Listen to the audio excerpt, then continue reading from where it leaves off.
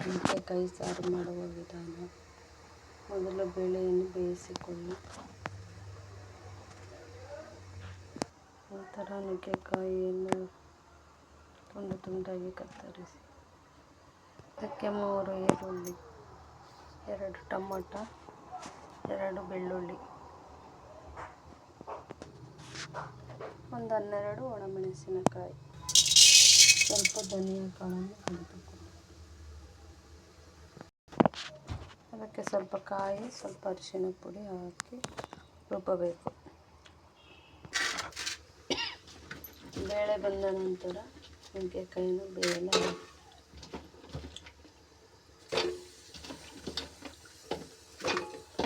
ನುಗ್ಗೆಕಾಯಿ ಬೆಂದ ನಂತರ ರುಬ್ಬಿದ ಖಾರವನ್ನು ಅದಕ್ಕೆ ಹಾಕಿ